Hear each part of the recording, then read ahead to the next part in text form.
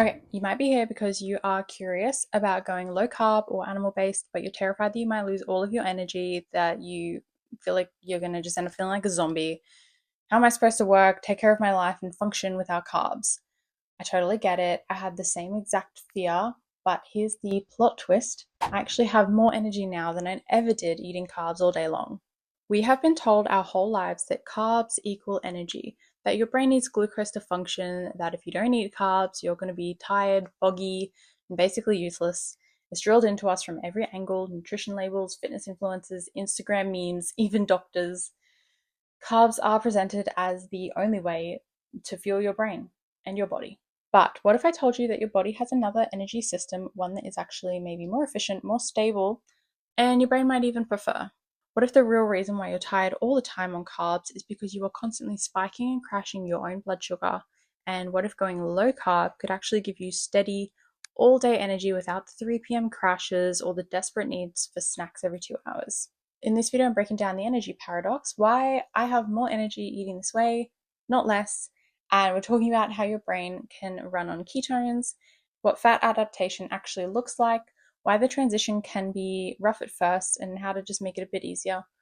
Plus, some pretty wild stuff about our ancestors, metabolic flexibility, and why our body was literally designed to run on fat.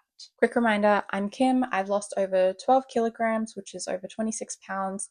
I've kept it off for over a year. I'm still recompositioning my body, building muscle, losing fat, and improving my metabolic health. I've never found it this easy to maintain my weight without even trying, and putting myself through cutting phases that feel like a breeze when I do want to lean out a little bit more. I spend hours every week researching nutrition-based health, and I've lived both sides of this: high carb dieting, low carb, fat-based, animal-based, and even some carnivore eating. I've even helped my mum reverse her prediabetes with my nutrition plan, so I'm not just throwing theory at you. This is my real life experience backed by science. Let's start here because this is where the confusion lives. Carbs do provide energy. I'm not going to lie about that. They break down fast into your glucose and boom, your body uses it immediately. But here's what nobody tells you: fat is your body's most efficient long-term energy storage. It's like the difference between a quick burst of lighter fluid versus a slow burning log. One flares up fast and dies out, the other keeps you warm all day long without constantly having to add more fuel. Here's what happens on a high carb diet, and maybe this sounds familiar. You eat carbs, your blood sugar spikes, you get a burst of energy, and then an hour later, your blood sugar crashes, and suddenly you are hungry, tired, and reaching for another snack. Rinse and repeat all day long. It's an exhausting energy roller coaster, and if you're busy juggling work, life responsibilities, that constant hunger and those energy crashes are absolutely draining, and you feel like you're always thinking about the next meal, always fighting to stay awake in the afternoon, and always battling cravings. But on a low carb fat based diet, your body learns to burn fat for fuel, and fat burns steady. No spikes, no crashes, just constant energy throughout the day. And the deeper fat burning version of this makes you shed fat like crazy, and that's called a ketosis. When your body switches from running primarily on glucose to running on fat-derived ketones. But the good news is you don't even need to go full keto for better energy on a fat-based diet. It's up to you. I personally keep some carbs and sort of carb cycle.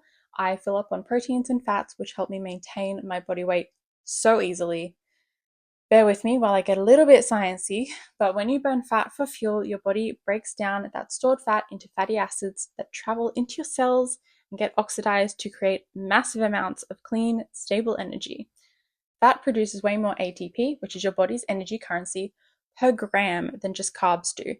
And the waste products, that's just CO2, which you breathe out, and water. This is why keto breath meters and like pee sticks can provide a good reading.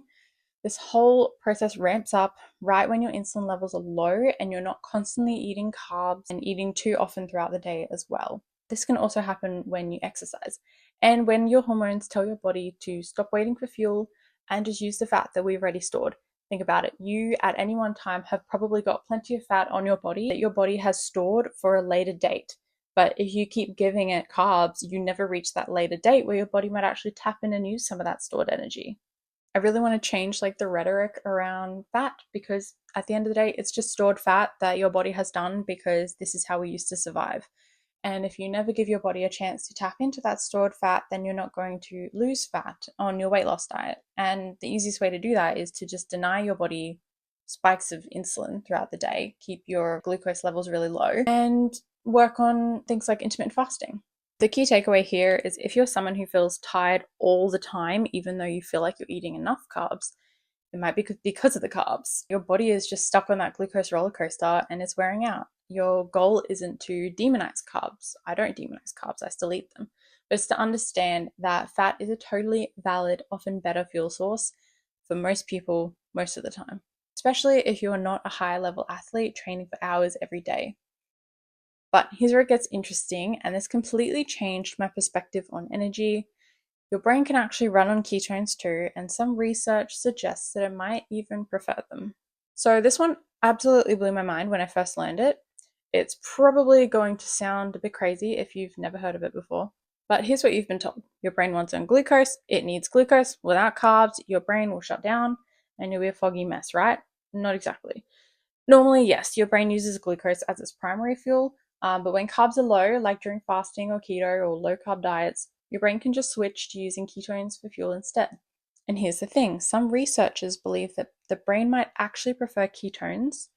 Why? Because our ancestors relied on a predominantly high fat and protein based diet for long before agriculture came around and gave us bread, rice, and pasta. Think of the whole of human history. It's been about that much time that we've had agriculture. And the rest of the time, we've just been surviving on what we could catch in the wild.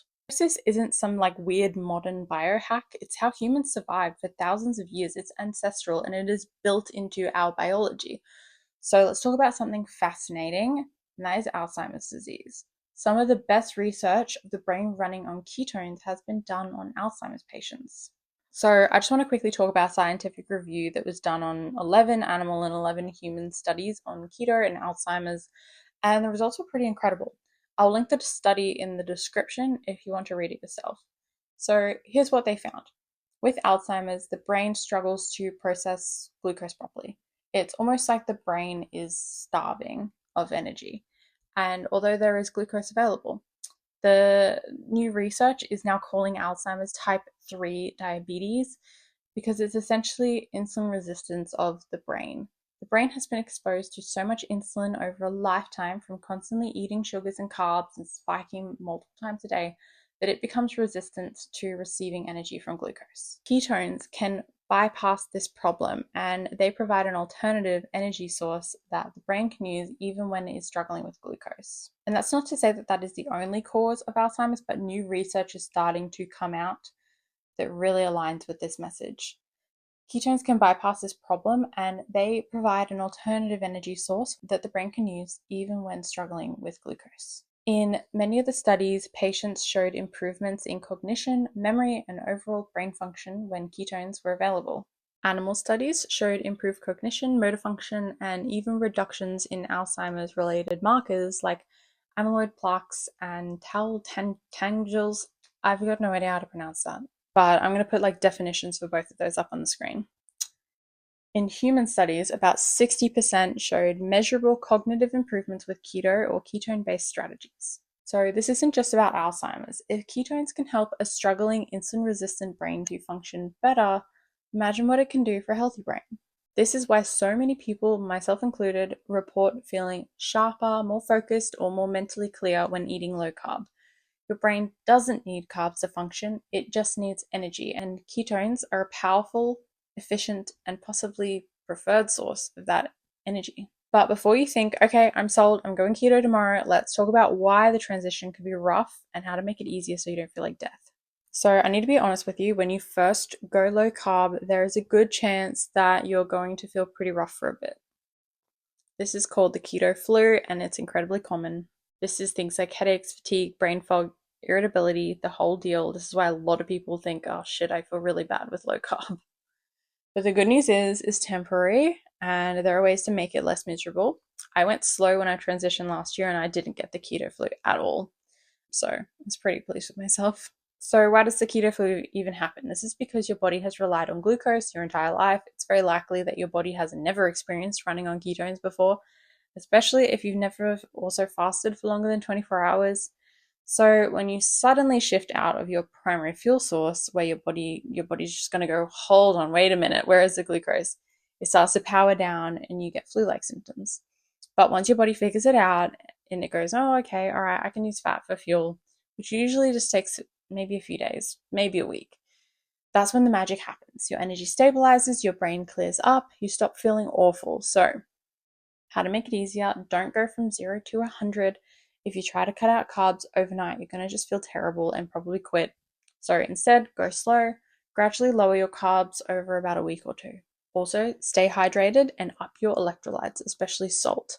When you cut out carbs, you lose a lot of water weight initially, and with that goes sodium, potassium, and magnesium. So, replenishing these really helps so much with those keto flu symptoms. Give your body time to adapt. For me, it took about a month to fully adapt, around like the first time that I did keto and actually stuck with it. But now I can easily switch between carb-based and fat-based fuel sources without any negative side effects. And that's called metabolic flexibility. It's the ultimate goal. So you got to think of it like this: the keto flu is like your body learning a new skill. It's not a sign that keto doesn't work for you. It's a sign that your body is adapting. Go slow, stick with it, be patient, and you'll come out the other side feeling like a completely different person and probably lose a few kilos in the process. And here's why the adaptation is so worth it: because fat isn't just an energy source, it's your body's ancestral energy system. So let's just rewind for a second and talk about history, because this completely reframes everything. Before agriculture, before bread, pasta, rice, all that stuff, and ultra processed foods, what did humans eat? It was mostly fat and protein. They hunted animals, they ate what they could find, they went long periods of time without any food, and guess what? They survived.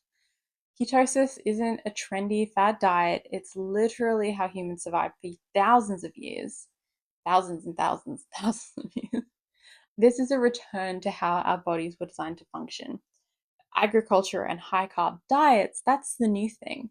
And the massive rise in metabolic diseases like type 2 diabetes, obesity, insulin resistance in the last century might be just showing us that our bodies haven't fully adapted to this constant influx of processed carbs and sugars yet. I know, what a take. Here's something interesting. Studies show that long-term weight loss outcomes can be similar on both high fat and high carb diets if caloric intake is controlled. But here's the difference. High fat diets tend to keep you fuller for longer, stabilize your energy, and reduce those brutal cravings.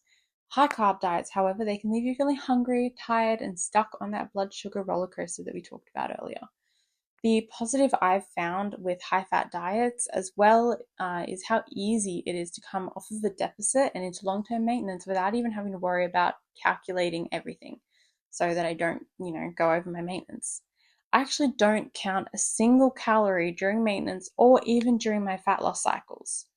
So if you're someone who feels like you're constantly fighting your body, always hungry, always tired, always craving something, it might be because you're working against your body's natural fuel preference. Switching to fat as your body's primary energy source can make you feel like you're finally working with your body instead of against it. It's not about being extreme. This is about understanding that your body has got two fuel systems and that one of them, fat, has been with us a lot longer than the other. All right, let's bring this all together and talk about the long-term payoff. Here's the best part, and this is what I want you to really hear. Once you're fat adapted, you're not stuck in keto forever. You become metabolically flexible. What does that mean? It means your body can switch between burning carbs or burning fat with ease. You're no longer dependent on one fuel source. You're not a slave to your next meal. You don't crash if you skip breakfast. You don't get hangry and shaky if you can't snack every 2 hours. You're not white knuckling your way through the day just trying to make it to dinner. For me, I can easily switch between the two now, and if I want to have some carbs at a social situation or a special situation, I'm going to do that, and I don't feel awful afterward. But I also don't need them. My body knows how to run on fat, and generally that's my baseline. This is where I feel my best. The takeaway here is the goal isn't to be on keto forever unless you want to be. The goal is to teach your body both fuel systems so you have options and freedom. You're not restricting yourself forever, you're giving yourself the ability to choose what works for you and your body at any given moment. And honestly, that is the ultimate freedom. No more being terrified of missing a meal or more panic that you can't eat every few hours. Your body just works. And I use this to my advantage when I go on holidays and I need to skip meals like breakfast, lunch, and dinner because I'm just too busy doing things, and my body just goes, okay, no fuel is coming in, so let's just tap into the body fat and use that. And then my hunger just goes away. Okay, so here's what we've covered today. Your brain can run on ketones and might even prefer them. Fat is steady and efficient fuel, and keto flu is totally temporary and totally manageable. And once you're adapted, you unlock metabolic flexibility. Again, this is the ability to run on either fuel source without feeling like garbage. But here's the thing, and I really want you to hear this, there are many ways to approach nutrition. I've shared my recommendation today, which is science-backed metabolic principles and my own personal experience. But your body, your history, your environment, totally different. That's completely okay. I don't know how many carbs or fat you need. I'm not saying everyone needs to go keto or low carb. I'm saying that if you're someone who has been struggling with constant fatigue, brain fog, relentless hunger, or feeling like your body just fights you all the time, it might be worth exploring whether your body would be better running on fat instead of carbs. The real work is understanding how your body responds to a different fuel system, and that takes some experimentation, a little bit of honesty with yourself. But once you figure it out, everything changes. And one more thing, keto is one of the most studied diets in the world thanks to its therapeutic qualities. It's well known as the go-to approach for epilepsy, PCOS, hypothyroidism, Hashimoto's, fat loss, type 2 diabetes, and brain health. So you're not experimenting with some fringe idea. This is backed by decades of research. Check out the resources that I've linked in the description. I have put together just some helpful information to help you understand the science and give you a starting point if you want to experiment. And if fat loss is your main goal and you've been doing the classic calories in, calories out diet and you keep hitting a wall, then you will love my video about why calories in, calories out failed me for years. It will probably resonate hard if this video did. Hit that like button, drop a comment with your thoughts and questions, and subscribe if you want more real talk about energy, fat loss, and metabolic health. You've got this. Your body is capable of so much more than you've been told.